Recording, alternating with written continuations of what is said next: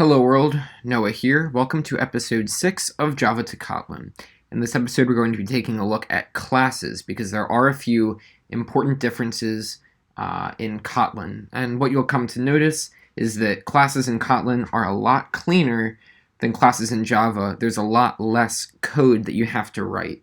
And so to demonstrate this point, I'm going to actually keep a running count of the Java code, so I'm going to write the Kotlin code, and then I'm also going to write the Java code next to it so that we can compare just what it would look like. And so what I'm actually going to do is I'm going to create a Java class, and I'm going to split.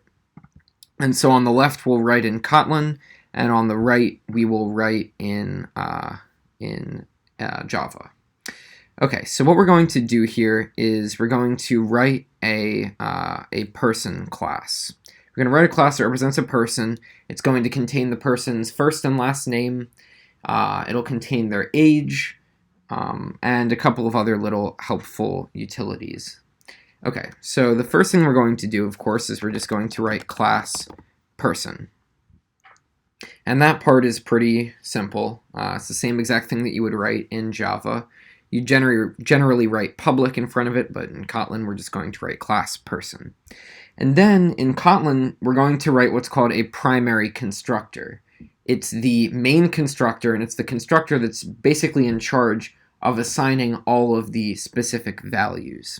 So what we'll do is after writing the class person, we're going to write the word constructor, and then in parentheses we're going to put all of the data that we need. So in this case, we need to know the first name. So we're going to write first name string, last name string, just like that. And then we're going to put some curly braces there. I'm actually going to do this horizontally. I'm going to try this again. We're going to split horizontally. There we go.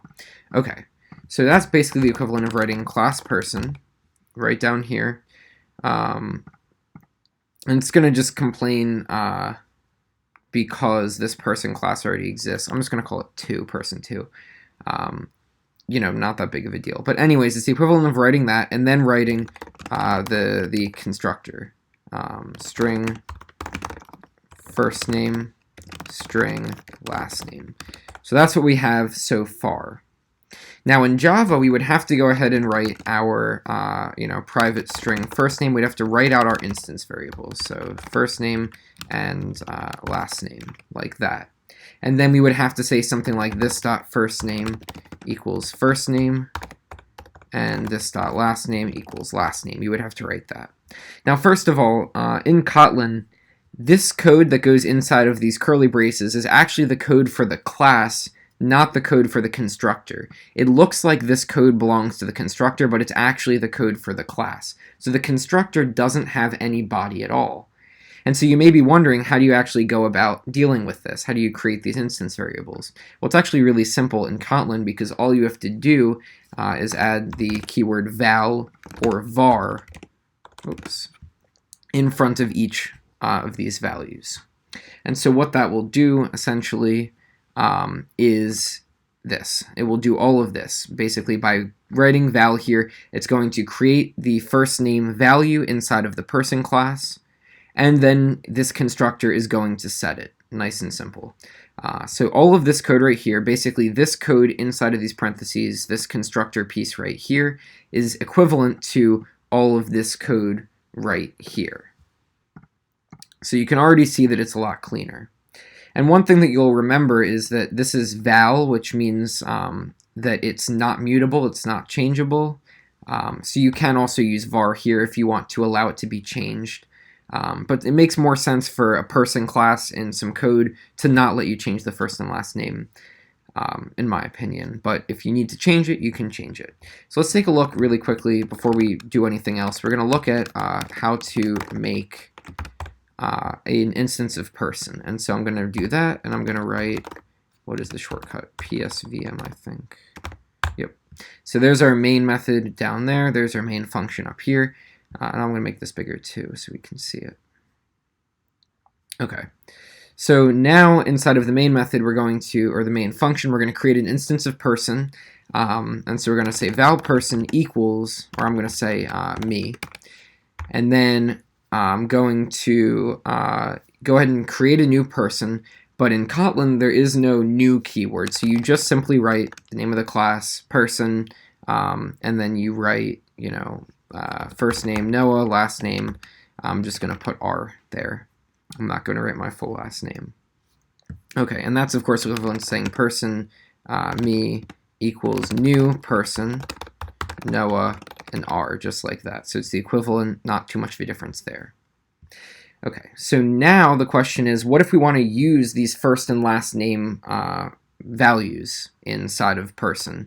Well, what I can do is here I can write just simply me.firstname or me.lastname. So I can go ahead and say something like my name is, and then I'm going to say me.firstname space me.lastname.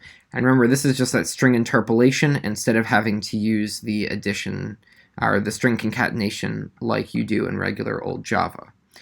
So this syntax is basically just property access syntax. So it's me.firstname instead of having to deal with getters and setters. And this may seem like a bad idea because in Java, you would never declare an instance variable as public, or you could, but it's generally a bad idea to declare an instance variable as public. You're always taught that you should make your instance variables private and make them accessible through getters and setters. But Kotlin takes a different approach. So first of all, by making this a val, that means, again, that it cannot be changed. So it does have a getter. This is essentially equivalent to a getter. But if I tried to do something like me.lastname equals z, for example, it's going to give me an error because last name is a val, which means that it is not mutable. So it's going to say val cannot be reassigned, and so therefore I cannot change it. However, if I change this to be a var, then of course I can change it because it's now changeable. It's now mutable. And so what I would have to do is I would create a getter and setter, just like that. And you can see we're already up to, this file has 31 lines in it, and the equivalent file, well, it's actually going to be a little bit more, has just 10 lines in it. And this is missing a couple of things. So of course we would want to print out the first name and the last name and all of that stuff. But basically, if I wanted to, I could say me.setLastName to be z, just like that. And if I didn't want to make last name be mutable, I could simply delete the setter right here, and then I would no longer be able to change it. So, oh, this is the wrong class, person2, because I named this class person2. So I could simply delete the setter just like that, and now I am no longer able to call that. I'm no longer able to change it. So in Kotlin, it's pretty easy. You just change a val to a var. In Java, it's a question of whether you write the getter and setter or you don't. So I'm going to change that back. Now, one other thing that you can do is you can mark these fields with other pieces of data, like, for example, private. So if I wanted to make a constructor parameter be stored in a private variable, then I can do this, and now you can see last name is not accessible, it's private. So you can add different modifiers to the variables, and that will affect basically how they're stored in the class. One last little thing, and I'm just going to delete this because we don't want that to work. We don't want to have that be settable, and I'm also going to delete the setters here to make it match up with that. One last thing is that when you're writing the primary constructor, you actually don't need to write the word constructor. You can omit it and just write the name of the class, and then in parentheses, the primary constructor, just like that. So it looks pretty neat, pretty clean, and maybe it looks a little bit less confusing with these curly braces here. Okay, so now we want to look at secondary constructors, because you can have more than one constructor. And to do this, you use the constructor keyword, which is what we had before. You can ask for additional data here if you wanted to, but there is an important difference. So first, I'm going to ask for first name, which is a string, and last name, which is a string. And this constructor needs to call the primary constructor. So it's going to say primary constructor call expected, because when you create a primary constructor like this, all other constructors need to call it. And instead of putting the this call inside of the curly braces, you're going to write a colon and then this, and we're going to call it with first name and last name, just like that. Now this is going to complain because this primary constructor and this other constructor have the exact same signature. So let's say I wanted to go ahead and add, an age parameter to it. So age int, just like that. So this syntax should look a lot like C# if you've programmed in C# before, but essentially it's similar in Java to just having this statement inside of the constructor. And so to write this out, you would essentially have another constructor here that takes first name, last name, and then int age. And then this would use the this notation to call the constructor that says first name and the constructor that says last name, just like that. It's kind of reversed because you're usually used to, writing the version that has more, having the version that has fewer parameters call the one that has more, but it's just a little bit different. Now, we want to add this age parameter, but we want to make it optional so that if I don't specify the age of a person, it'll default to some value. We'll just say it's going to default to 18 to just assume that they're an adult. That just seems like as good a default value as any. So the first thing that you're going to note is that we cannot do the var notation here. So if I wanted to store age as a variable, I can't do it like this because you cannot do var and val declarations like this in a secondary constructor. So that's not going to work, which means that I'm going to need to store age some other way.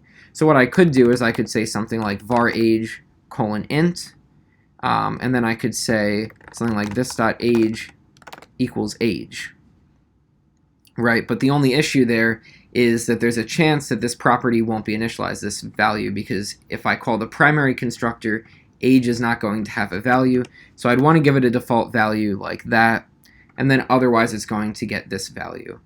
But this is kind of ugly, and if you were to write the equivalent to this in Java, it's definitely not a good idea. And so what we can do is we can take advantage of default values, and we actually want to get rid of this secondary constructor. I'm going to comment it out just so that the syntax is still there. But what we can do is we can say var age :int equals 18 like that. So just like we learned for functions, you can have default values there. And so essentially we only need one constructor here, whereas in this version we would need two. And so I'm going to rewrite this a little bit. So that the smaller version would essentially, or the version that just has first and last name, would call the packed constructor, and it would specify 18 for the age, and then I'm just going to say this.age equals age, and then I would of course need to add private int age, and then I would need to add a getter and a setter for that, since age is a var, because age is allowed to change. So you can see there's quite a bit of code in the Java section, but it's really very little in the Python side, or excuse me, in the Kotlin section. Sorry about that. So essentially, this little piece of code here is equivalent to all of this code from line 8 down to line 36. All of that code is encompassed just by this one little line. So that gives you just a little bit of an idea of how powerful Kotlin really is. And what you'll generally find is that you don't need to have more than one constructor. You can have more than one constructor, but you don't need to. You can also have init blocks, so you just write init and then in curly braces. That will happen, and these init blocks will run also when you create a value. So if you want some secondary code to run, you know that the primary constructor can't have a body up here, so you can write a value in there. So you can do any work in there that you need to do. And you can also access, if I make age not be a var, I can still access it within the init block. So even though right now age is not being stored within the class, it is still accessible within the init block, which is definitely a nice feature. But I'm going to do that because I want it to be stored in the code. So you can use init blocks basically to do any extra work that you need to do, and that will essentially mean that you never need to worry about using a constructor, which is definitely a nice feature. And at this point, I'm just going to delete this other code because we don't really need it. Okay, so now we have our class set up. And honestly, there's not anything else we really want to do with this person class, it's basically just supposed to hold some data for us. Now, other classes are going to be a little more involved, and you might actually want to write some functions in them. So you can use, for example, a function. You can write a function just like you would expect. And you can access all of the instance variables, and you can do basically whatever you want to do there. But this class is going to be pretty simple. So I'm just going to show you one last nice thing, and then I'm going to end with a preview of the next episode, which is actually a continuation about classes. But before we get there, a nice feature that we can do with Kotlin is, first of all, since we don't have anything in the body of this class, we can get rid of the curly braces, making this officially a one-line class, which is equivalent to it looks like 29 lines of well, actually no, 30 lines. It's equivalent to 30 lines of Java code in just this one single line of Kotlin, but we can make it a lot better than that, because Kotlin is a special kind of class which is called a data class. And all you do is you write the word data before the word class, and this little keyword actually does quite a bit for you. So what it'll do, first of all, so we can take a look at me, is it will generate, it'll automatically generate an equals method based upon the values in the constructor. So first name, last name, and age. It will compare all of those to determine equality. It will automatically generate a hash code function, which is important when you override equals, you want to override hash code, and it's going to do both of those for you. It's also going to generate a nice toString method. So just to show you, if I wanted to print out me, and I'm going to go ahead and run this, you'll see that with data class it says person, first name equals Noah, last name equals R, and age is 18 because I didn't actually specify an age. I'm just going to specify an age like that.